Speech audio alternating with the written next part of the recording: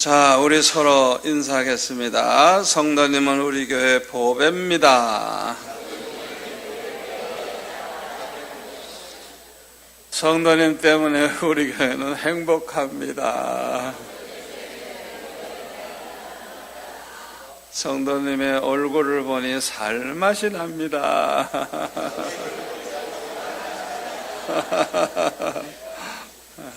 많이들 이제 익숙해졌어요. 항상 그렇게 하세요. 집에서도 그렇게 하시고 교회에서도 그렇게 하시고 또 이렇게 속으로 모일 때마다 서로서로 꼭 그렇게 하시고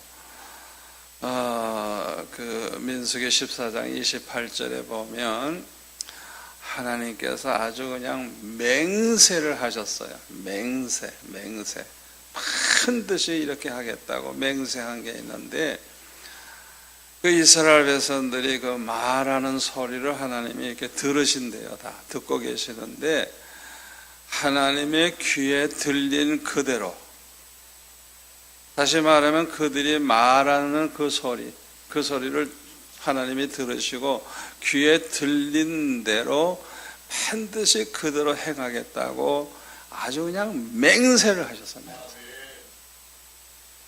그러니까 우리가 이 말을 하는 게 얼마나 중요한지 몰라요.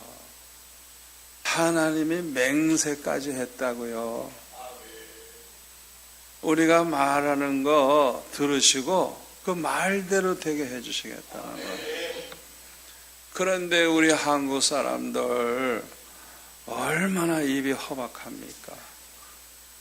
자녀들에게도 이 망할 놈의 자식, 자기가 망할 놈이지, 망할 놈의 자식. 그렇죠? 자기가 망할 놈이죠. 그러니까 생각해 보라고요. 얼마나 입이 험악하고 얼마나 정말 저주스러운 말을 그냥 함부로 하는 거예요. 함부로. 저는 이렇게 아주 그 교회 초기에 500명 들어가는 예배 다니니까 조그맣죠. 그런데 애들이 막 그냥 뛰어다니고 막 소리 지르고 그러면 야단 안 쳐요. 왜? 제가 야단 치면 그냥 즉사할 것 같아요. 아니 그러면 어떡해요. 그래서 저는 성도들은 그냥 예배 시간에 저런 아이 있으니까 다 찌푸리죠. 속상하고. 어떤 엄마가 저렇게 주책 없이 애를 그냥 놓쳐가지고 그냥 애가 그냥 막 그렇게 뛰고 떠드니까. 그때 저는 축복을 합니다. 야, 이놈 목소리 하나 좋다. 성가대 잘하겠다. 꼭 축복의 말을 합니다. 축복의 말. 그러니까 성도들이 막 속상해하고 이렇게 화를 내다가도 내 입에서 축복의 말이 나오니까 다 마음이 가라앉는 거예요. 그리고 그냥 애들만 이렇게 만나게만 하면 무조건 너는 어떻게 이렇게 착하게 생겼니? 너는 말도 잘 듣겠다. 너는 공부도 잘하겠다. 너는 박사가 되겠다. 그냥 무조건 축복의 말을 막 해버려요. 그러면 그 어린아이들이 4-5살 돼도 벌써 칭찬해 주는 걸 알아요. 그래가지고 좋아서 어쩔 줄 모르죠. 어떤 때는 너 시집도 잘 가겠다 이러면 그 꼬마가 뭐라는 줄 알아요? 웃기네.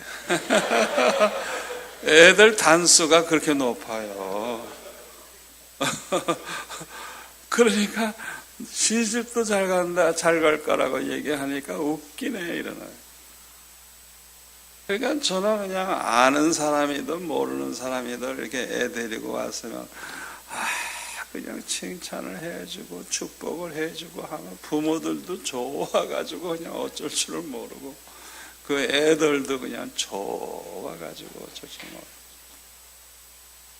내 이 말이 얼마나 중요한지 몰라요. 내 말. 그러니까 항상 성도들에게 축복의 말을 하고 칭찬을 하고, 훌륭한 장로님들, 그냥 우리 장로님들은 이런 분들이라고 그냥 교인들 앞에 막 얘기를 하면 그 말대로 안 하면 망신 나가잖아요. 무슨 얘기인지 알겠어요?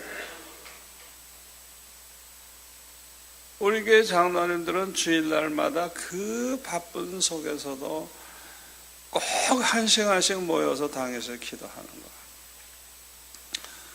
그걸 늘 교회들한테 얘기를 하는 거예요. 그러면 하기 싫어하는 장로님, 바쁜 장로님도 그걸 빠질 수가 없는 거예요. 내가 말을 해버렸기 때문에 말대로 되는 거예요. 말대로. 그러니까 몇십 년 계속 되는 거예요. 제가요, 어느 교단에서 제일 큰 교회, 어마어마하게 큰 교회, 그 교회 가서 집회를 하는데요, 그래서 당회원들이 DJ파, YS파 뭐 이래가지고 당에서 막 싸운대. 그냥 욕을 하고. 그러니까 얼마나 이 장로님들이 당회실에서 싸우는지, 하여튼 목사님이 아예 미칠 지경이에요. 장로님들이 그냥 결사적으로 둘로 나눠서 싸우니까. 그리고 뭐 집회 때도 안 나온대. 그래서 제가 아주 그냥 특별 기도하면서 집회 인도를 했는데, 놀라운 거는 그냥 새벽이고 낮이고 저녁이고 그냥 한 번도 안 빠지고 장로님들이 꼭 저한테 인사하고 가요. 왜? 나 왔습니다. 이거 눈도장증을 하고. 담임 목사님이 기적이라 그래. 기적. 이렇게 장로님들이 출석을 잘한 적이 없다고. 참으로 그 교회가 집회 후에 얼마나 변화가 되고 달라지는지 얼마나 감사한지. 그렇게 싸우는 교회하고 우리 교회처럼 하나님 앞에 합심해서 기도하는 교회, 꼭 헤어질 때 만날 때는 그냥 사랑합니다 장로님 하고 그냥 서로 확 끌어안고, 교인들이 다 보죠. 장로님들이 그렇게 본을 보이는 거. 그러니까 저는 그냥 공개적으로 막 축복을 하는 거예요. 근데 그 말대로 되는 거예요. 말대로 되는 거예요. 아멘? 말대로 되는 거예요. 그래서 이제 부부지간에도 그렇고 자녀들에게도 그렇고 아주 최고로 축복된 말을 찾으세요. 그래서 그냥 서로 그렇게 좋은 말을 하세요. 무조건. 왜? 하나님이 내 말대로 들으시고 그대로 하시겠다고 아주 맹세하셨습니다. 말이 그렇게 중요한 겁니다. 아멘?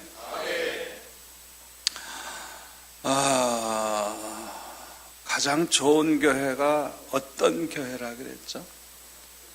가장 좋은 교회. 많이 모이는 교회가 아니죠. 성전 건물이 크다고 해서 가장 좋은 교회도 아니고, 돈이 많다고 유명한 사람이 많이 모인다고 해서 가장 좋은 교회가 되는 거 아니라 그랬어요. 가장 좋은 교회는 하나님이 가장 기뻐하시는 교회라. 우리 주님께서 이렇게 내려다 보시고,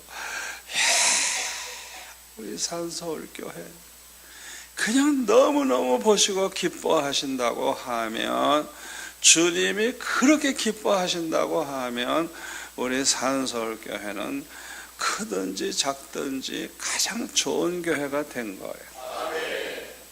그런데 우리 하나님께서는 믿음이 없이는 하나님을 기쁘시게 할 수 없다고. 하나님은 다른 거 안 봐. 외모를 안 봐. 우리 중심에 어떤 믿음을 가지고 있느냐, 그걸 보시는 거예요. 제일 중요한 게 이 믿음이란 말이에요. 믿음. 그러니까 도대체 어떤 믿음을 가지고 있느냐, 그걸 보시는 거예요. 그런데 믿음이 없어. 다른 건 다 훌륭한데 믿음이 없어. 그러면 절대로 하나님을 기쁘시게 할 수가 없대요. 그러니까 믿음이 가장 중요한 겁니다. 믿음. 이 교회라고 하는 거, 우리 성도들이라고 하는 거, 내가 학벌이 얼마나 좋으냐, 돈이 얼마나 많으냐, 내가 얼마나 능력이 있느냐, 하나님은 그런 거 안 봐. 그런 거 절대 안 봐. 그 사람의 믿음을 보시는 거예요. 어떤 믿음을 가지고 있느냐, 그걸 보시는데, 믿음이 우선 있느냐 없느냐 그걸 보시는 거예요. 믿음이 없이는 하나님을 기쁘시게 할 수 없다 그랬어요. 그런데 이 데살로니가는 교회는 어떤 교회였어요? 1장 7절에 보면 믿는 자의 본이 되는 교회. 8절에 보면 믿음의 소문이 그냥 각처에 퍼져서 할 말이 없다 그랬어요. 사도 바울이 너무너무 이 아름답고 좋은 교회에 교훈을 이렇게 하려고 하는데 할 말이 없는 거예요. 왜? 너무 모범적인 교회니까. 모범적인 교회니까. 자, 그런데 도대체 어떤 믿음을 가질 때 그렇게 하나님을 기쁘시게 하는 그런 믿음을 가진 교회이냐? 첫째로는 뭐라 그랬어요? 행함 있는 믿음, 산 믿음. 죽은 믿음 가지고서는 안 되는 거예요. 산 믿음을 가져야 되는 거예요. 말씀을 내가 얼마나 읽고 아느냐가 중요한 게 아니에요. 내가 그 말씀에 얼마나 순종을 하고 말씀대로 사느냐가 중요한 거예요.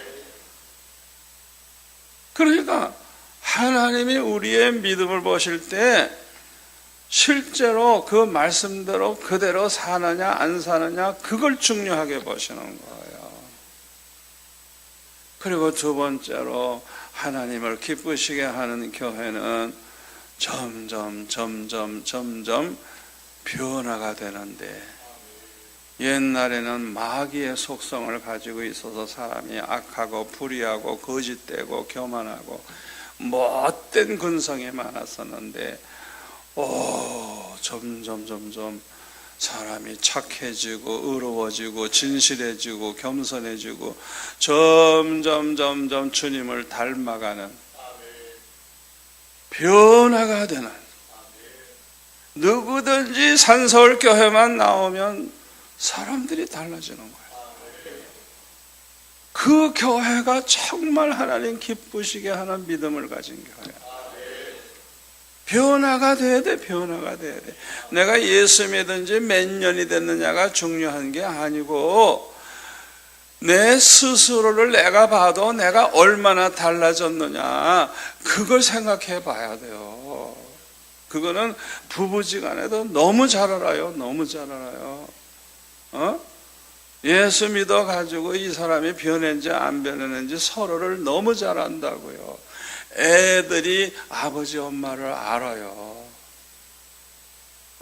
예수 믿은 다음에 산설교회 나간 다음에 얼마나 달라졌느냐 안 달라졌느냐 애들이 다 안다고. 애들 속일 수 없어요. 속일 수가 없어요. 그런데 은혜가 충만하고 부흥하는 교회일수록 변화의 속도가 그냥 굉장히 빠른 거야. 그래서 우리 교회 성도들 보면은 어떤 사람은 등록한 지 교회 처음 나온 지 한 3개월 됐는데 말하지 않아도 11조 하고 말하지 않아도 온 가족을 다 전도하는데 아예 절에서 살다시피 하는 보살로 있는 시어머니까지 데리고 와.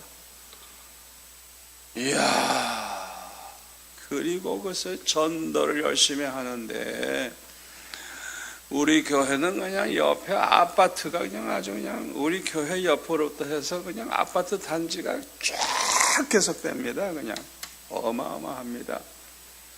그러니까 많은 사람이 그냥 걸어와도 돼. 그렇게 교회 자리가 좋은 자리예요. 좋은 자리. 그런데 전도를 어떻게 하는 줄 알아요? 그 아파트에 있는 사람을 몽땅 전도하기 위해서 전셋집을 하나 얻어. 그래가지고 그 아파트 전도 본부야. 이야, 그래가지고 그냥 생수 같은 걸 그냥 집에다 쌓아놓고 전도팀들이 그냥 날마다 모여 기도하고 그냥 집집마다 다니면서 전도를 하는데, 어디 이사 온다 그러면 그냥 그런 날은 가서 그냥 생수도 주고 이사하는 거 도와주고 막 이래가지고 전도를 하는 거야. 하여튼 몇십 년 믿은 사람도 그렇게 되기 힘드는데 불과 몇 개월 만에 그렇게 되는 거예요. 11조 하지, 철학기도 나오지, 새벽 예배 나오지, 그냥 자기 가족 남편이고 뭐고 다 전도하지. 그런 성도들이 많으니까 교회가 그냥 얼마나 힘이 있고 얼마나 부흥을 하는지. 아멘. 그러니까 얼마나 변화 속도가 빠르냐가 중요한 거예요. 변화돼야 돼요. 변화돼야 하나님을 기쁘시게 할 수 있는 거예요. 세 번째로는 마음을 다하고 목숨을 다하고 뜻을 다해서 하나님을 사랑하는 만큼 그 믿음이 좋은 믿음, 하나님을 기쁘시게 하는 믿음이에요.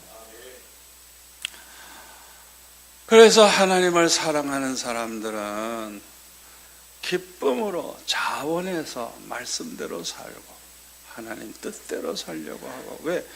너무 하나님을 사랑하니까 거룩하게 살려고 하고 하나님의 영광을 위한 꿈과 계획을 가지고 소원을 가지고 살고, 주님을 위해서 살다가 받는 고난을 영광으로 알고, 이야, 그런 믿음을 가지고 있으니까 하나님이 얼마나 기뻐하시겠어요.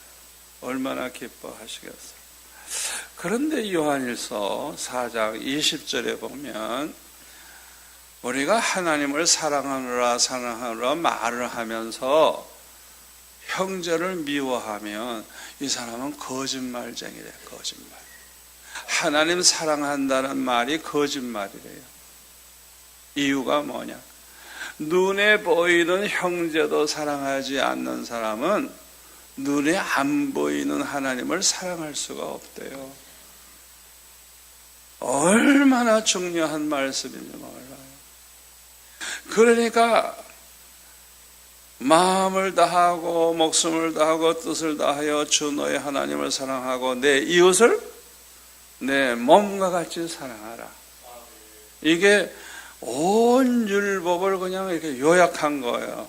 그래서 하나님의 율법은 한마디로 말해서 사랑하라는 거예요. 사랑하라.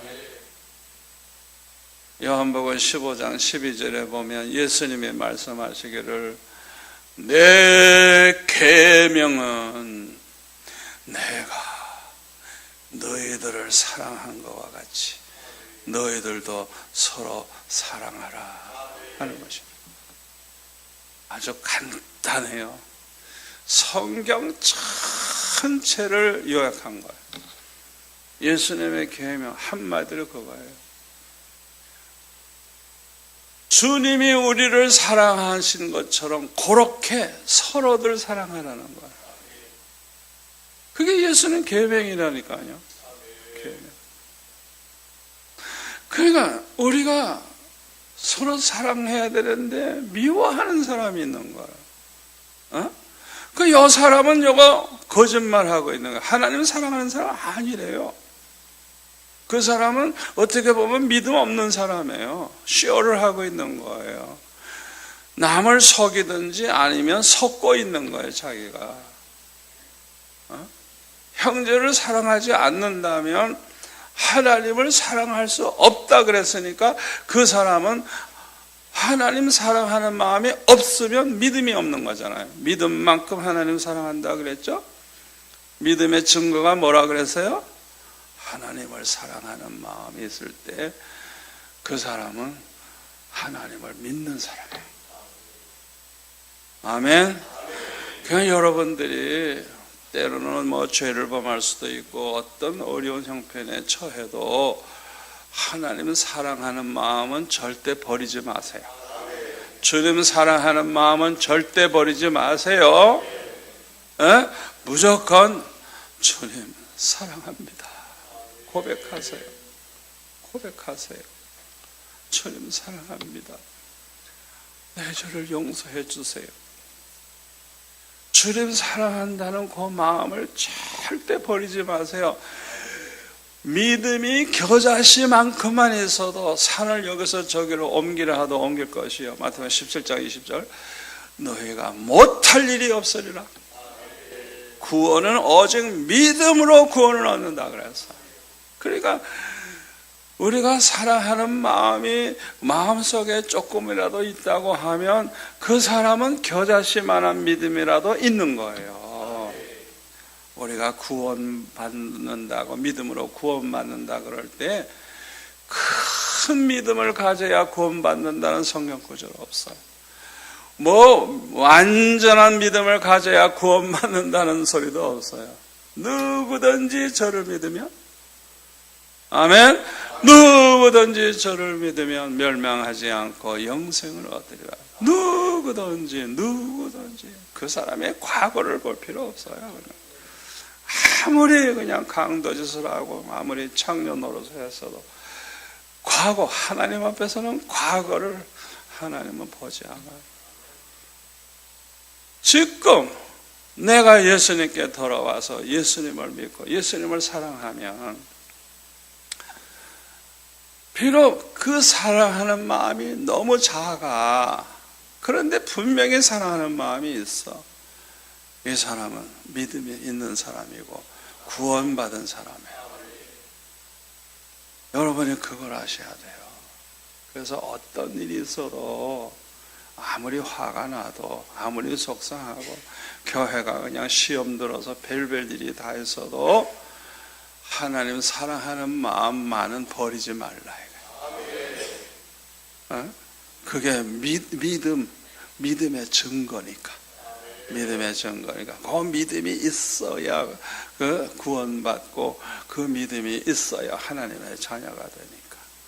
그렇게 중요한 거예요.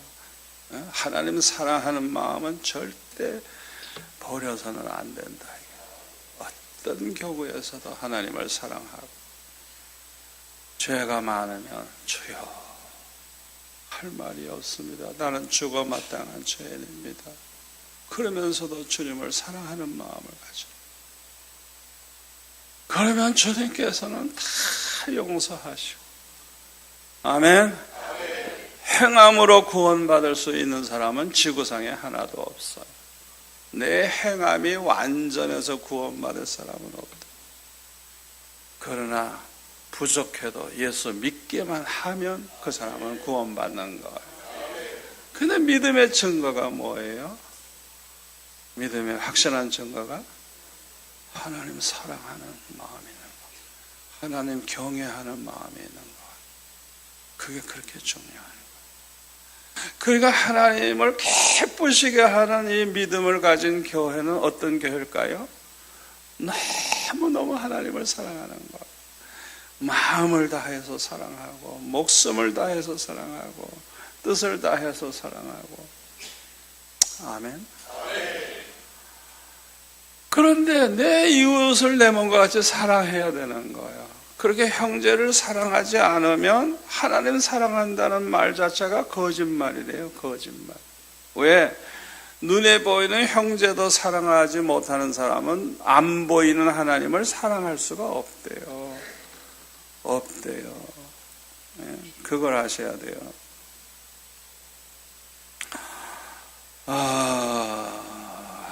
그래서 우리는 정말 하나님을 기쁘시게 하는 믿음의 사람이 되려고 하면 서로 사랑하는 그런 교회가 되어야 돼. 서로 사랑하는 교회. 오늘 본문에 보면은 형제 사랑에 관하여는 너에게 쓸 것이 없으면 너희들 자신이 하나님의 가르치심을 받아 서로 사랑함이라. 이 데살로니가 교회는 얼마나 서로 사랑하는지, 형제들 사랑해라 하는 그런 교훈을 쓸 필요가 없다, 할 말이 없다는 거야. 왜? 실천하고 있는 교회니까. 그러니까 이 데살로니가 교회가 얼마나 하나님이 기뻐하시는 교회인지 알 수가 있잖아요. 아멘. 우리가 서로 사랑하는 것이 얼마나 중요한가를 알아야 돼요. 서로 사랑하는 것이 얼마나 중요한가를 알아야 돼요. 이제 여러분 깜짝 놀랄 성경 본문을 내가 이제 소개합니다. 내가 이렇게 서로 가족도 그렇고 교회에서도 그렇고 목사님에게도 그렇고 장로님에게도 그렇고 서로 사랑하는 것이 얼마나 중요한가를 제가 증명하겠습니다.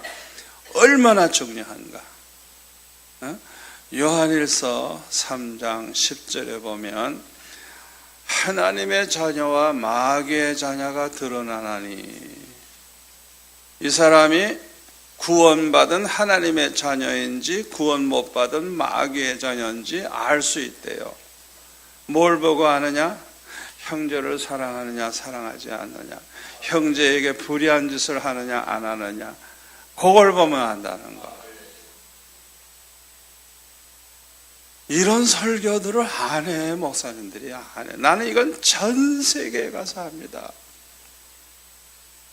다시 말하면 평생 교회를 다녔는데, 평생 목회를 했는데, 평생 장로 집사로 그렇게 수고했는데, 여기 마귀의 자녀라는 것은 구원 못 받은 자녀라는 거예요. 지옥에 갈 인간이라는 거예요.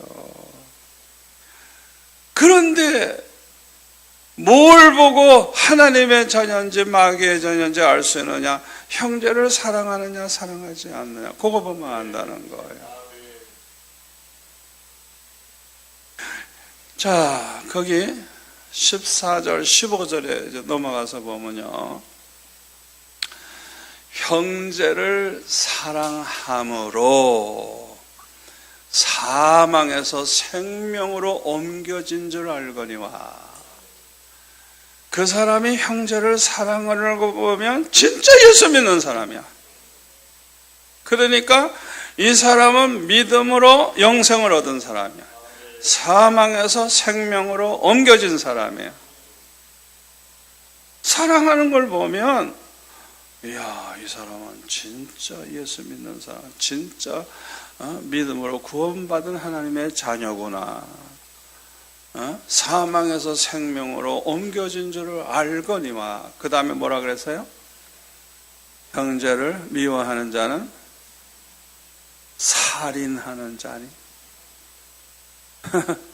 형제를 미워하는 사람, 한 사람이라도 내가 미워하는 사람이 있으면 그 사람은 뭐라고요? 살인자래요, 살인자. 그런 사람은 영생을 아예 보지도 못한다. 아예 그 사람은 아예 구원과는 상관이 없는 것. 얼마나 중요한 말씀이죠. 저는 노회총회에서 싸우는 거 보면, 교회마다 분쟁이 일어날 때 그냥 뭐 난리가 나는 거 보면, 이야, 이 교회 안에 마귀의 자녀가 가득 차 있구나. 여러분 잘 들으세요. 우리는 남을 미워할 자유가 없어요. 하나님의 자녀, 믿음으로 구원받은 하나님의 자녀들은 남을 미워할 자유가 없다니까. 우리는 무조건 사랑할 의무만 있고 책임이 있지, 미워할 자유가 없어요.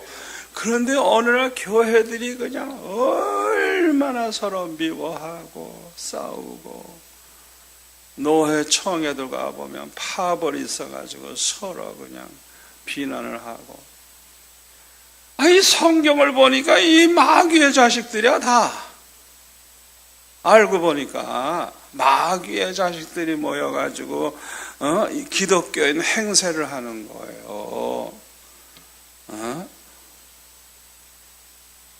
우리가 이 말씀을 아주 분명하게 알아야 돼요.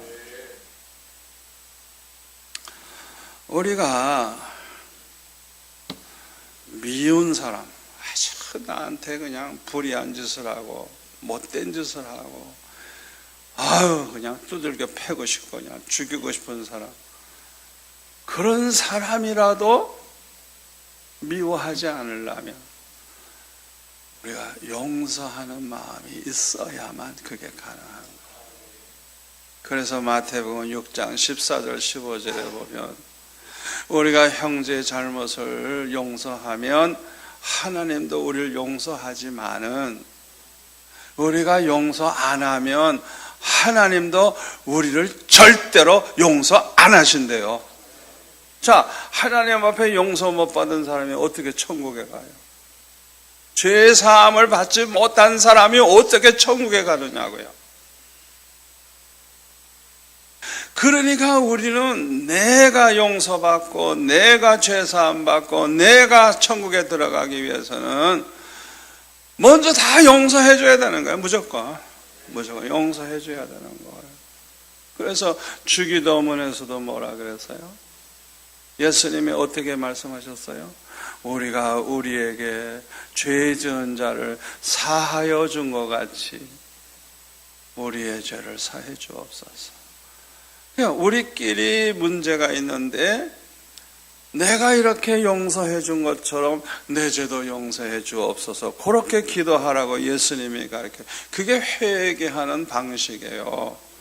하나님 앞에 상달되는 회개는 그 미운 사람, 나를 망하게 한 사람, 원수들, 그 사람들을 용서해 주면서 아버지 내 죄를 용서해 주세요, 그래야 된다는 거예요. 그게 예수님이 가르쳐 주신 기도예요. 예수님의 계명은 뭐라 그랬어요? 내가 너희들을 사랑한 것 같이 너희들도 서로 사랑해라. 예수님이 우리를 어떻게 사랑하셨죠? 로마서 5장 8절에 보면, 우리가 죄인 되었을 때 심판받아서 멸망할 수밖에 없을 때 우리를 위하여 죽어주심으로 우리에게 대한 하나님의 사랑을 확정시켜 주셨다 그랬어. 죄값으로 죽어야 돼. 그런데 우리를 위해서 대신 그 죄를 짊어지고 주님이 죽어주심으로 우리를 구원 얻게 하셨잖아요. 그래서 하나님이 우리를 얼마나 사랑하시는지 아주 확정시켜 주셨다는 거예요. 그리고 로마서 5장 10절에 보면 뭐라 그랬어요? 우리가 원수 되었을 때, 하나님과 관계가 제일 안 좋은 게 원수예요. 원수 되었을 때 우리를 위해 죽어주심으로 하나님과 화목되게 해주셨다는 거예요. 그리고 이제 누가복음 23장 34절에 보면은 예수님이 십자가에 달리셨을 때 예수님을 십자가에 못 박은 그 원수들을 향하여 기도를 하십니다. 아버지요, 저들의 죄를 저들에게 돌리지 마옵소서. 저들이 하는 일을 알지 못함이니이다. 자기네들이 좀 몰라서 메시아를 십자가에 못 박는 죄를 범하고 있으니까 이 죄를 저들에게 돌리지 마시고 용서해 달라고 그 원수들을 위해서 그렇게 하나님이 예수님이 기도해 주셨어요. 예수님이 하신 것처럼 우리들도 꼭 그렇게 하라는 거예요. 아멘. 그렇게 하라는 거예요. 부부지간에도 그렇고 어떤 큰 죄를 범해가지고 정말 용서하기 힘든 것이라도 우리 주님은 내가 죄인 되었을 때 나를 위해 죽어주시기까지 하시면서 나를 얼마나 사랑하시는가 그걸 확증시켜 주셨잖아요. 부부지간에도 그렇게 사랑해야 되는 거예요. 그렇게 사랑해야 되는 거예요. 형제간에도 그렇고 성도들도 가도 그렇고 아무리 그 사람이 큰 죄를 범했어도 그 사람을 판단하고 정죄하지 말고 다 그 사람을 용서할 뿐만 아니라 그 사람을 위해서 대신 죽어줄 수 있는 그 정도로 사랑하는 마음을 가지고 그 다음에 원수 그냥 얼마나 악질인지 나고 원수인데 예수님은 그들을 위해 죽어주심으로 화목되게 해주셨다. 그렇게 서로 사랑해야 된다는 거. 그 다음에 아무리 나를 죽이는 원수들이라도 그들을 위해서 축복하고 그들을 위해서 기도해주는 그렇게 예수님처럼 사랑하라는 거예요. 그래서 마태복음 5장 44절 45절에 보면 내 원수를 사랑해라. 너희들을 박해하는 자를 위해서 기도해라. 우리 주님은 이렇게 말씀하시면서 이와 같이 한즉 하나님의 아들이 되리니. 자 보세요. 우리가 하나님의 아주 그냥 확실한 구원받은 자녀라는 걸 어떻게 보여줘야 되느냐. 내 원수까지라도 원수를 원수로 갚는 게 아니라 무조건 용서하고 사랑하는 거예요. 그를 사랑하는 거예요. 그뿐만 아니라 나를 좀 괴롭히고 있어. 박해를 해. 그냥. 그런데 그들을 위해서 축복하며 기도해 주는 사람이 될 때 우리가 확실하게 하나님의 자녀라는 걸 증명해 주는 거예요. 끼리끼리만 사랑하는 건 세상 사람들도 해요. 깡패들도 해요. 자기들끼리는 사랑해요. 그러나 배신하거나 뭐 잘못하면 이제 한순간에 그냥 원수가 돼버리죠. 우리가 잘못 생각하면 누구든지 교회 다니는 사람은 다 예수 믿는 사람이고 다 구원받은 하나님의 자녀라고 생각하기 쉬운데 성경을 보니까 아니에요. 교회 다닌다고 다 예수 믿는 사람도 아니고 다 구원받은 사람도 아니에요. 그러니까 이 지상 교회에는 하나님의 자녀들만 있는 게 아니고 이 마귀의 자녀들도 많이 있어요. 지옥 갈 사람들이. 그걸 비유로 말하면 밭에 알곡과 가라지가 있는 거예요. 가라지. 그래서 마태복음 14장 24절 이하에도 보면 좋은 씨를 심었는데 글쎄 잠자는 사이에 이 악한 원수 마귀가 가라지를 많이 심어놨어요. 그래가지고 심지도 않은 가라지들이 더 커. 그래서 가라지 뽑으려고 그러니까 뽑지 말래. 왜? 가라지 뽑다가 알곡까지 상할까봐 추수 때까지 두래요. 이제 추수 때가 되면 가라지부터 먼저 거두어서 불사르기 위해서 그걸 묶고 그 다음에 알곡은 거두어서 창고에 들인다고. 이 알곡은 하나님의 자녀를 가리키고 가라지는 마귀의 자녀를 가리키는 거예요. 그러니까 이 교회 안에는 알곡과 가라지가 함께 있는 거예요. 교회가 잠잘 때 가라지를 마귀가 많이 심어놔요. 그래서 교회 안에 이 가라지가 많아지는 거예요.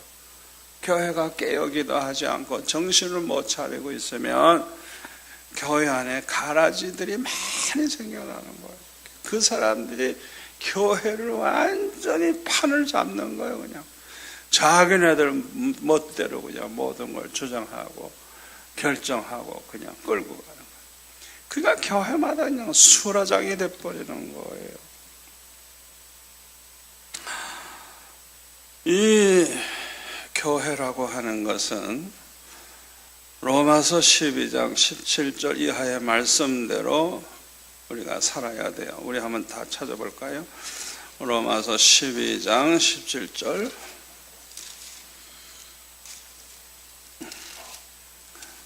(17절부터)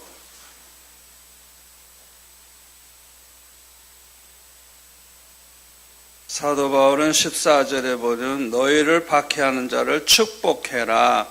축복하고 저주하지 말라 그랬어요. 예수님은 박해하는 자를 위해 기도해라 그랬죠. 축복하며 기도하라는 거예요. 자, 17절부터 같이 읽습니다. 아무에게도 악을 악으로 갚지 말고 모든 사람 앞에서 선한 일을 도모하라. 할 수 있거든 너희로서는 모든 사람과 더불어 화목하라. 여기 모든 사람은 원수까지 포함되는 거예요. 여러분 그거 하셔야 돼요. 회교도들, 이슬람 교도들은 자기네들 파끼리도 싸우죠.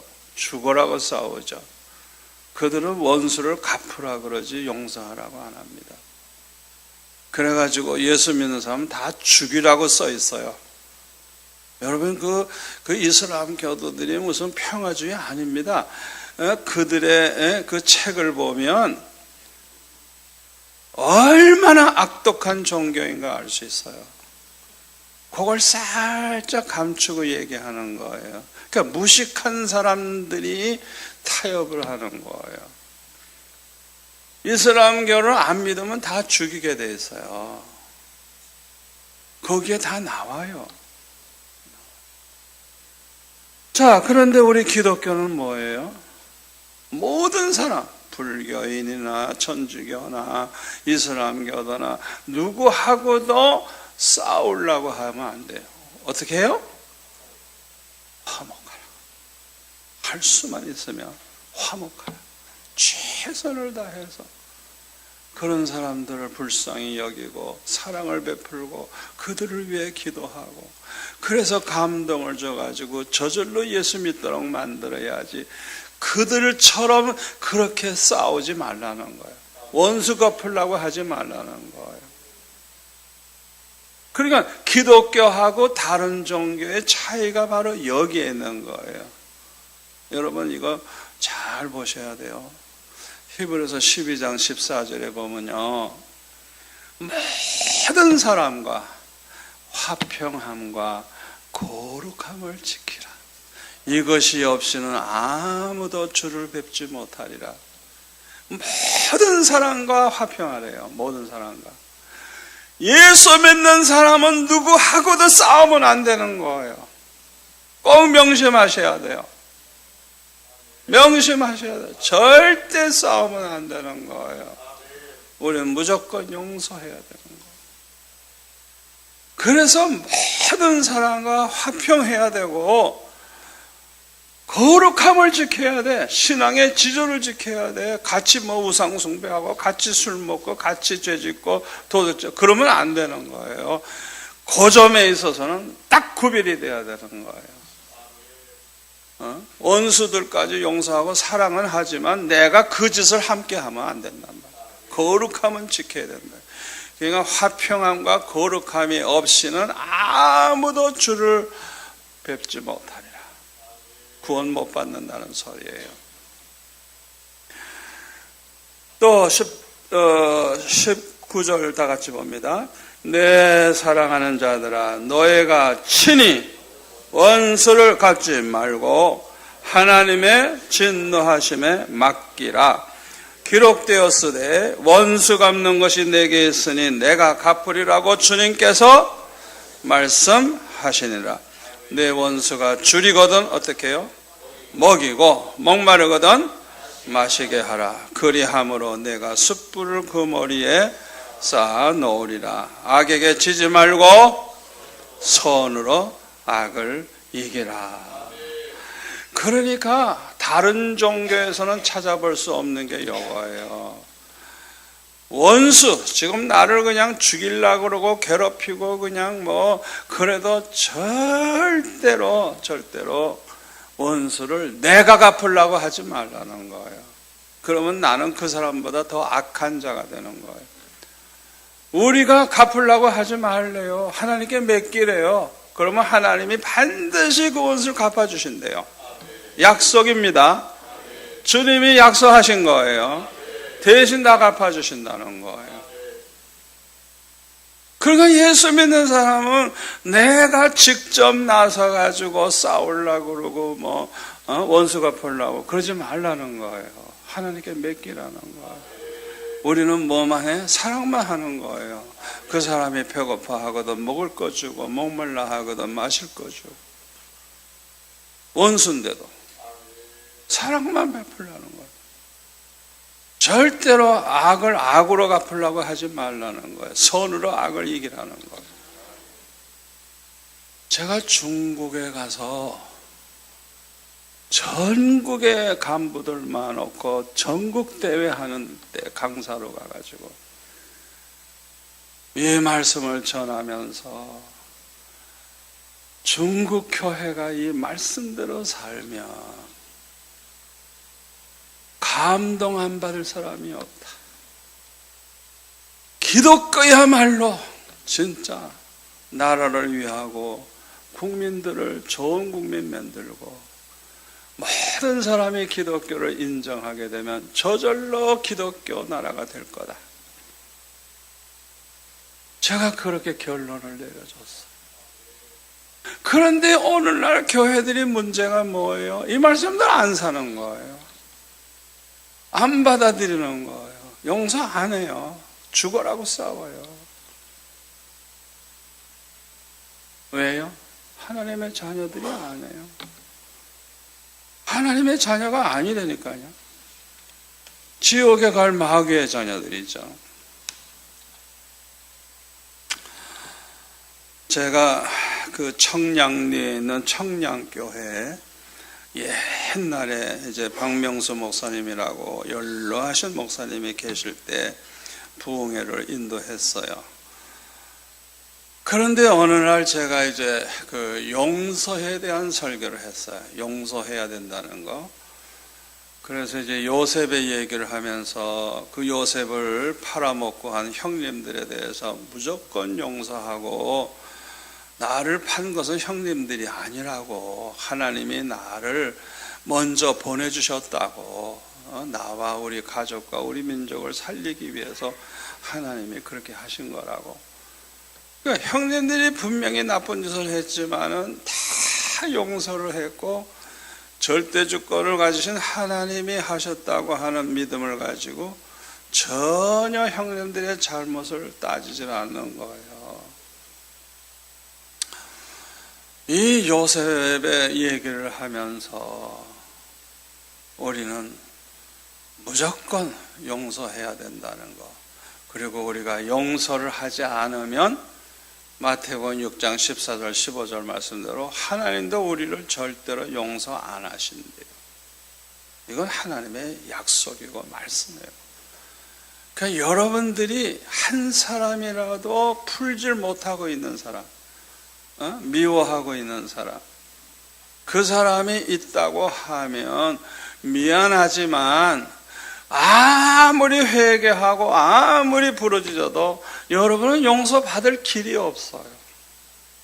그러니까 지옥에 갈 수밖에 없는 거예요. 용서 못 받은 자는 천국에 들어갈 수가 없어요. 우리는 죄인이지만 예수님의 피공로로 죄 사함 받아서 천국에 들어가는 것이지. 아멘. 그러려면 내가 용서해줘야 내가 용서받고 들어가죠. 제가 이런 설교를 했어요. 그랬더니 그 다음날 나이가 많은 여자 집사님 한 분이 대접을 하겠다 그러는데 정성껏 대접을 하더라고요.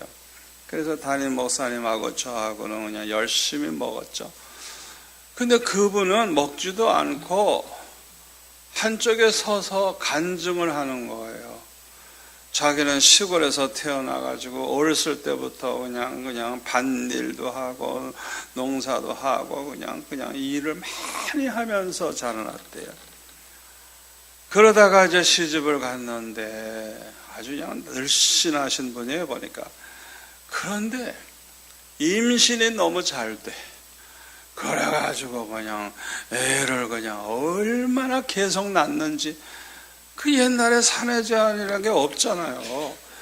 그러니까 애를 그냥 종종 낳는 거야. 그냥 꼭 유치원 같이 돼버리는 거야. 그냥 애들이 얼마나 많은지.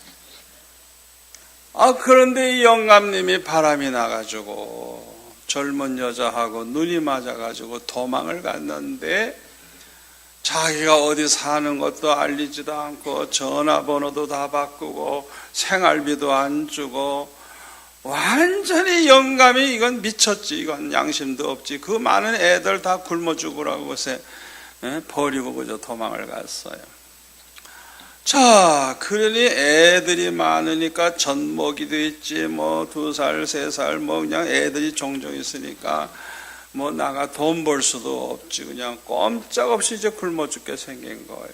그게 동네 소문이 나가지고 그 부근에는 교회가 그냥 찾아와서 그냥 먹을 것도 주고 애들 옷도 갖다 주고 이제 이래가지고 예수를 믿게 된 거예요. 그래서 이분이 남편 복은 이제 없으니까 예수나 잘 믿어가지고 그저 예수님 남편 삼고 평생 예수님 잘 섬기다가 이제 천국에 가서 살겠다 그렇게 생각하고 그냥 전심으로 신앙생활을 잘 했어요. 그러니까 그분을 따라서 자녀들도 그냥 어렸을 때부터 그냥 뭐 노상 교회에서 살다시피 하고 그냥 애들이 그렇게 해서 시집장가 다 잘 가서 사는 거예요. 그래서 이제 나이 많아가지고 큰아들하고 이제 그 가족들하고 사는데 아이 영감이 병들어 죽게 된 거라. 돈을 못 버니까 그 젊은 첩이 내쫓아 버린 거라. 돈도 못 벌어오는 영감을 왜 받들어? 내쫓아 버린 거야. 갈 데가 있어야지. 그래가지고 어느 날 문을 두들기며 이 초인종을 눌렀는데 나가보니까 원수가 와 있어 있더래. 그래가지고 당신은 벌써 죽은 지 벌써 몇십 년 됐는데 왜 나타났느냐고. 가라고. 당신은 이미 죽은 사람이라고. 그랬더니 쏙 들어오더래 그냥. 그래가지고 안방으로 딱 들어가가지고 안 나가는 거야. 그래가지고 당신이 무슨 자격으로 여기 들어왔냐고 나가라고 욕을 퍼대도 그냥 말대꾸도 안 하고 가만히 있는 거예요. 말대꾸 해봤자 욕이나 더 먹으니까. 이 며느리는 그래서 시아버지가 없는 줄 알았는데 시아버지가 나타났으니까 얼마나 놀랬겠어요. 그래가지고 이 며느리는 자기 할 도리를 다 해야 되니까 과일도 깎아오고 차도 가져오니까 이 지사님이 그래요. 그냥 가져가라고 절대 먹을 거 주지 말라고 막 야단쳤대요. 그런데 하루가 지나도 안 나가고 이틀이 지나도 안 나가고 그 어떻게 굶어 죽일 수가 있어요? 그러니까 이 며느리가 그냥 시어머니 몰래 자꾸 먹을 거 갖다 줘가지고 시아버지를 섬긴 거예요. 그런데 마침 그 주간에 내가 부흥회를 인도하는데 그냥 새벽에도 나가고 낮에도 나가고 저녁에도 나가고 그때는 이제 교회에서 딸랑딸랑 종칠 때예요. 그냥 종소리만 나면 꼭 교회 가는 걸 보고 하하 예수 믿는구나 그걸 알고 이 영감이 혹시 자기가 예수 믿으면 좀 용서하지 않을까 이래가지고 이제 따라왔어요. 어느 교회인지 모르니까 이제 부인 따라서 이렇게 따라왔는데 마침 그날 따라서 용서 안 해주면 절대 용서 못 받고 구원 못 받는다는 설교를 들으니까 이 지사님이 큰일 났죠. 영감은 죽어도 용서할 수가 없는데 저걸 용서 안 하면 자기도 용서 못 받고 지옥에 간다는 걸 아니까 고민이 된 거예요. 그래가지고 그날 밤에 모처럼 영감방에 들어가가지고 내가 그동안 당신에게 나가라고 그러고 구박하고 욕을 많이 했는데 용서해달라고, 다시는 내가 그렇게 안 하겠다 그러고, 당신이 과거의 모든 죄는 내가 다 용서하고 다시는 그걸 말하지 않겠다고 그렇게 해서 진심으로 용서한 거예요. 이야, 그랬더니 이 영감이 그냥 감동을 받고 그냥 울면서 고맙다고 막 그러더래요. 아니, 그런데요, 그런 일이 벌어졌는데요, 수십 년 예수 믿었어도 그런 기쁨을 맛본 적이 없는데 얼마나 기쁘고 얼마나 좋은지, 그 미운 영감을 용서해 주는 순간이 자기의 모든 죄를 하나님 앞에 용서받는 순간이잖아요. 아멘. 여러분 잘 들으세요. 사도행전 2장 38절에 보면요, 하나님이 회개하는 우리를 용서하시면요 성령의 선물을 주신다 그랬어요.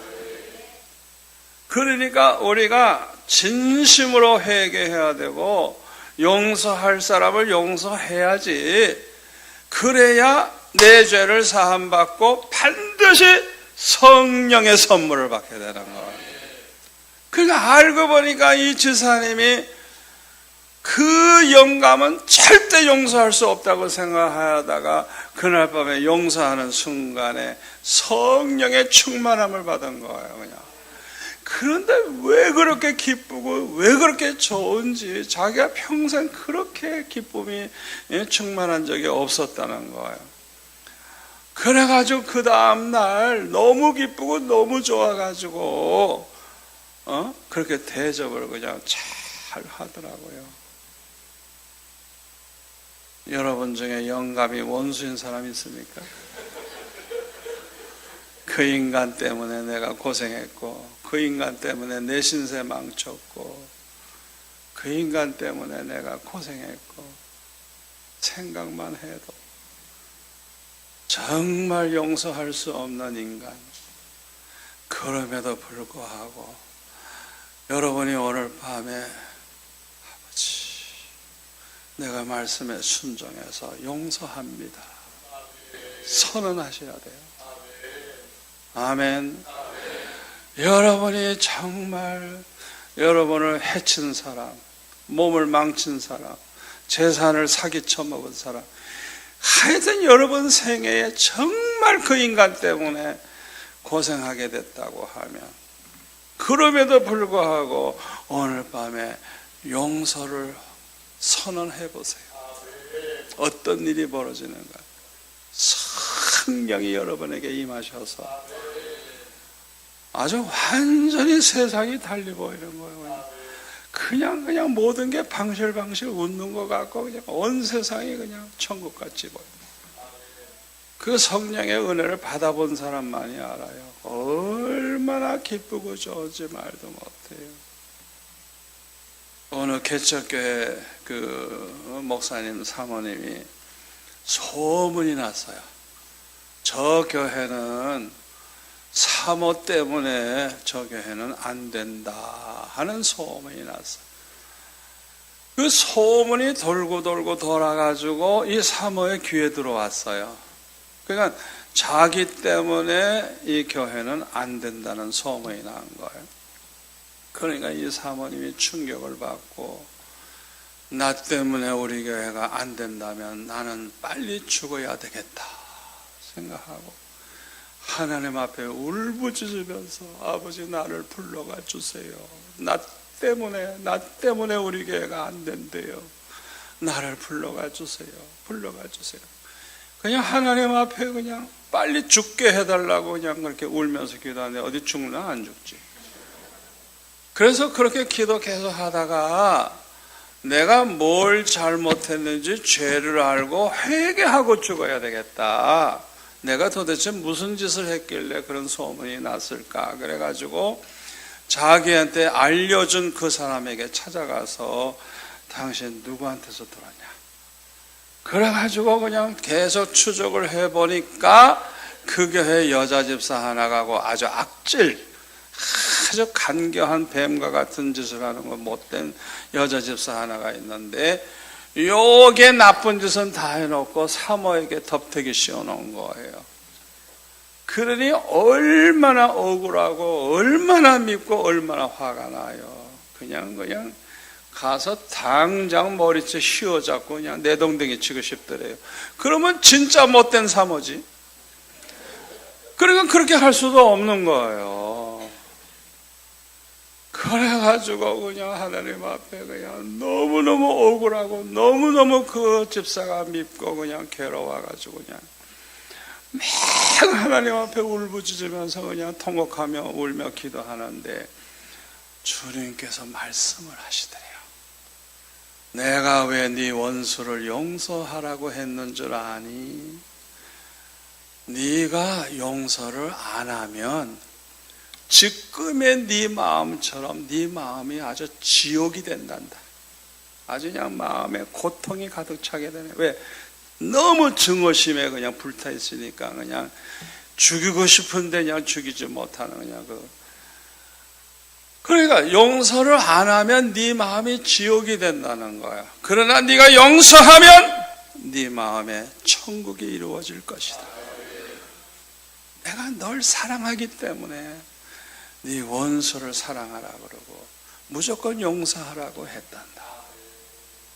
야, 내가 너를 사랑하기 때문에 내가 너를 사랑해. 요 말씀이 그냥 얼마나 기쁘고 좋은지 그냥 그 음성을 듣는 순간에 이야, 주님이 날 사랑하시기 때문에 원수를 용서하라고 하셨구나.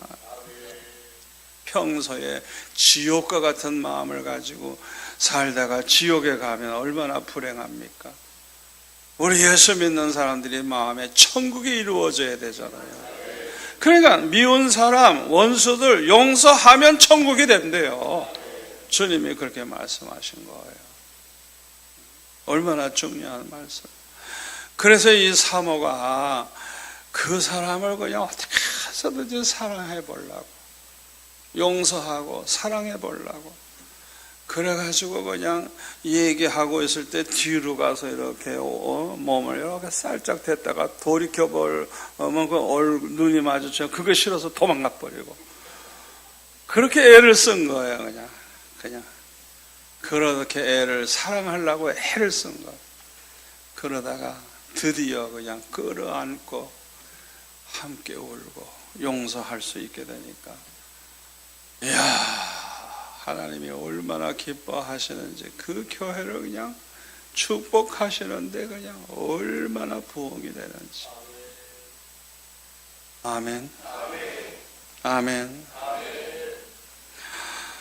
우리가 주님의 말씀대로 이렇게 용서하고 사랑을 베풀면 성령이 임하여 주셔서 마음이 천국으로 변해지는 거예요. 그러니까 우리는 절대로 누구든지 미워하면 안 돼요. 용서해야 돼요. 무조건 사랑하고 화평하도록 노력을 해야 돼요. 요한일서 3장 22절에 보니까 사도 요한이 간증을 합니다. 뭐라고 간증하는 거 하니 자기는 하나님 앞에 간구하는 모든 것을 다 받으면서 산대요. 사도 요한이 거짓말하는 거 아닙니다. 왜 거짓말 하겠어요? 자기는 하나님 앞에 기도하는 것마다 다 응답을 받는다는 거예요. 다 받으면서 산다는 거예요. 옛날에 그런 게 아니라 지금도 계속 그렇게 산다는 거예요. 그 비결이 뭐냐? 이는 그의 계명들을 지키고, 그 다음에 뭐라 그랬어요? 하나님 앞에서 기뻐하시는 일을 행함이라. 하나님이 뭘 기뻐하시겠어요?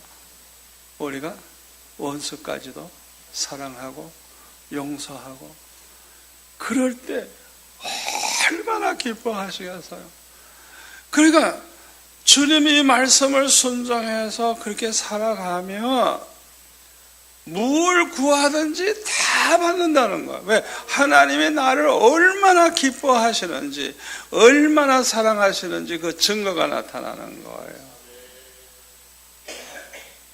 우리 다 같이 한번 찾아볼까요? 요한복음 14장 21절 다 찾아보세요. 요한복음 14장 21절 다 같이 21절을 읽겠습니다. 나의 계명을 지키는 자라야 나를 사랑하는 자니, 나를 사랑하는 자는 내 아버지께 사랑을 받을 것이요 나도 그를 사랑하여 그에게 나를 나타내리라. 예수님의 계명이 뭐라 그랬어요? 15장 12절에 내 계명은 내가 너희들을 사랑한 것 같이 너희들도 서로 사랑해라. 그 계명을 지키면 이 사람은 진짜 주님을 사랑하는 사람이에요. 이 사람들은 하나님의 사랑을 받을 뿐만 아니라 예수님도 그를 사랑해서 그에게 내가 얼마나 너를 기뻐하고 얼마나 사랑하는지 나타내 주시겠다는 것, 체험하면서 살게 해 주시겠다는 것. 또 23절 한번 같이 읽을까요? 다 같이 나의 계명을 지키는 자라. 요한복음 14장 23절 다 같이 나의 계명을 지키는 자라야. 요한복음 14장 21절 나의 계명을 지키는 자라야 나를 사랑하는 자니, 나를 사랑하는 자는 내 아버지께 사랑을 받을 것이요 나도 그를 사랑하여 그에게 나를 나타내리라. 23절이요 예수께서 대답하여 이르시되 사람이 나를 사랑하면 내 말을 지키리니 내 아버지께서 그를 사랑하실 것이요 우리가 그에게 가서 거처를 그와 함께 하리라. 아멘. 우리가 정말 주님을 사랑한다면 서로 사랑하라고 하시는 주님의 말씀을 지킨다는 거예요. 이런 사람은 하나님 아버지께서도 그를 사랑하실 뿐만 아니라 우리가 성부, 성자, 성령께서 오셔서 거처를 함께 하신다. 우리가 어디를 가든지 성부, 성자, 성령이 함께 하신다. 나와 함께 거처를 하신다. 여러분 생각해 보세요. 하나님이 함께 해주시고 뭐 걱정할 게 있어요? 그러니까는 뭘 구하든지 다 받으면서 사는 그런 복을 받는 거예요. 결론의 말씀을 드립니다. 서로 사랑하지 않는 사람들은 하나님의 자녀가 아닙니다. 서로 사랑하지 않는 사람들이 모인 교회는 하나님의 교회가 아닙니다. 그래서 요한계시록에 보면 에베소 교회를 향해서 처음 사랑을 버렸다고 하시면서 그걸 회개하지 아니하면 촛대를 옮기겠다 그랬어요. 내가 에베소에 가보니까요 완전히 회교 국가가 돼버렸어요. 완전히 교회 쓸어버렸어요. 없어요. 촛대로 옮겼어요. 교회가 없어져 버렸어요. 이 에베소 교회가 처음 사랑을 잃어버렸기 때문에, 사랑을 잃어버리면 하나님의 자녀가 아니에요. 마귀의 자녀예요. 제 설교를 여러분이 잘 생각하시면 어느 날 지옥 갈 인간들이 모여있는 교회가 얼마나 많은지 몰라요. 그러니까 우리는 서로 미워할 자유가 없어요. 용서 안 해도 되는 거 아니에요. 무조건 용서해야 돼요. 나 자신을 위해서. 아멘. 무조건 용서하고 원수들을 정말 사랑하고 축복할 수 있는 마음이 생기도록 그냥 하나님 앞에 진실로 그런 마음이 생기도록 기도하셔야 돼요. 저는 그런 기도를 하는 사람이에요. 우리 교회에 그냥 개척하자마자 그냥 사람들이 몰려오는데, 이야, 교회는 그냥 차고 넘치는데 알고 보니까 사기꾼들이 많고, 그때 나한테 돈 꼬고 한 사람들이 금방 준다고 그러는데 지금까지도 안 줘. 말도 안 해. 주겠다 안 주겠다도 말도 안 해. 어쩌면 그렇게 예수 믿는 사람이 뻔뻔합니까? 저는 남에게 꽂으려면 안 받아도 된다 생각하면 꽂고, 그렇지 않을 땐 절대 꽂지 말라고. 그래서 그냥 도와주라고. 얼마. 예수 믿는 사람들이 꼭 할 때는 금방 갚을 것 같은데 안 갚아. 안 갚아. 왜 안 갚을까요? 어려우니까 돈을 더 꾸려고 하지 갚을 여유가 없는 거예요. 그냥 본의 아니게 그렇게 되는 거예요. 그런데 내가 이거는 꼭 받아야 될 돈, 안 받으면 안 된다면 절대 꽂으면 안 돼요. 꽂으면 돈도 못 받고 원수 되는 거예요. 꼭 그걸 하셔야 돼요. 절대 돈거래 하면 안 돼요. 꽂을 때는 안 받을 각오하고 꽂으세요. 저는 안 받을 각오하고 꽂았거든요. 그런데요, 40몇 년이 지났는데도 한마디 말이 없어. 그거 이자에 이자 하면 빌딩 하나 살 거야. 와, 40몇 년 동안 어쩌면 말 한마디 없어. 그게 예수 믿는다는 사람들이 그 짓을 해요. 우리가 남에게 꼬러 다니는 것 자체가 이미 저주입니다. 저주. 그 사람 말씀대로 안 사는 사람이에요. 신명기 28장에 뭐라 그랬어요?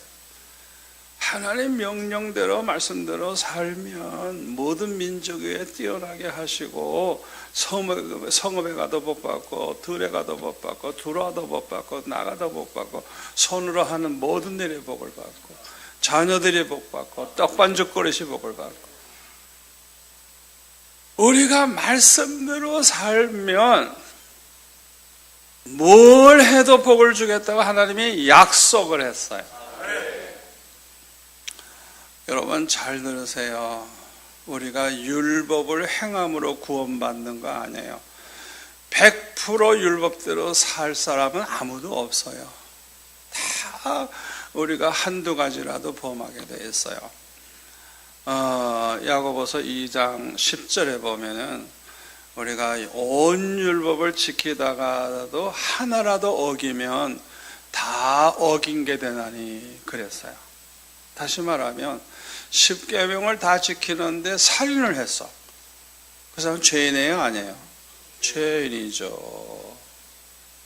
그러니까 율법대로 살아서 구원받을 사람은 없는 거예요. 구원은 오직 믿음으로 예수님을 영접하고 믿음으로 구원받는 거예요. 믿기만 하면 죄사함 받고 믿기만 하면 구원받는 거예요. 그 소리예요. 그러나 말씀대로 살지 않아도 된다는 성경 구절은 하나도 없어요. 왜 그렇게 말씀대로 살라 하느냐 하면 신명기 6장 24절에 보면 왜 이 율법대로 하나님의 말씀대로 살려고 하느냐, 항상 복을 누리면서 살게 하기 위해서. 또 10장 13절에 네 행복을 위하여 명하신 율법과 율례와 법도를 지킬 것이 아니냐. 하나님은 우리를 너무너무 사랑하시기 때문에 하나님의 백성들이 항상 복을 누리면서, 받기만 하면 뭐해요? 쌓아놓기만 하면 뭐해요? 복을 누리면서 살아야지. 그러니까 복을 누리면서 살게 하기 위해서, 또 우리의 행복을 위해서 하나님의 말씀대로 살 때 하나님의 사랑과 축복을 받으면서 행복한 사람이 되는 거예요. 우리의 행복을 위해서 말씀하신 거래요. 하나님이 우리를 괴롭히려고 그렇게 율법을 많이 말씀하신 게 아니에요. 그것이 다 우리가 항상 복을 누리면서 살고 행복하게 사는 방법을 가르쳐 주신 것뿐이에요. 그걸 우리가 알아야 돼요. 그렇기 때문에 우리는 꼭 용서를 해줘야 돼요. 원수까지라도 진심으로 사랑할 때까지 내 힘으로는 할 수가 없으니까 기도해야 돼요. 아버지, 날 도와주세요. 아버지, 날 도와주세요. 형식적으로 사랑하지 않고 진심으로 사랑할 수 있게 해주세요. 그걸 위해서 그냥 밤낮 울부짖는 거예요. 왜? 너무 악한 인간들이 많으니까. 그래가지고 어느 정도까지 기도하느냐, 그 사람을 만나는 순간에 제사님 이러고 그냥 끌어안고 싶을 정도로 그렇게 될 때까지 기도하는 거야. 내가 진심으로 사랑하려고 몸부림치고 그렇게 애를 쓰는 걸 주님이 아실 거 아니에요? 얼마나 기뻐하시는지. 그 사람들이 막 변화가 되는 거예요. 막 변화가 돼가지고 그냥, 이야, 얼마나 나를 사랑하고 얼마나 그냥 저를 도와주고, 그러니까 교회가 그냥 얼마나 부흥하는지. 아멘. 우리 산서울교회 오늘 설교 말씀 그대로 여러분들이 순종하면 이 교회가 그냥 천국과 같은 교회가 되고, 소문이 날 거야. 소문이 나서 몰려오고 하나님께서 그냥 축복하시는데, 여러분이 잘 되고 교회가 잘 되고 앞으로 10배 이상 부흥할 것입니다. 우리 목사님 4분 보니까 하나님이 크게 쓰실 때가 됐어요. 하나님께서 저를 아무 교회나 보내지 않아요. 하나님께서 여러분에게 얼마나 은혜를 부어주시는지 몰라요. 여러분들이 제가 전한 말씀을 자꾸 이 소가 풀을 먹고 이 되새김하듯이 또 생각하고 또 들어보고 하나하나 그 말씀대로 여러분들이 실천해 보세요. 왜 나를 그렇게 중국까지 그렇게 마음대로 가서 이렇게 말씀 전하게 하느냐? 이 중요한 메시지 때문에 그런 거예요. 이런 설교를 안 해. 목사님들이 안 해. 제가 하는 설교를 안 해. 그러니까 주님께서 저를 사용하시는 거예요.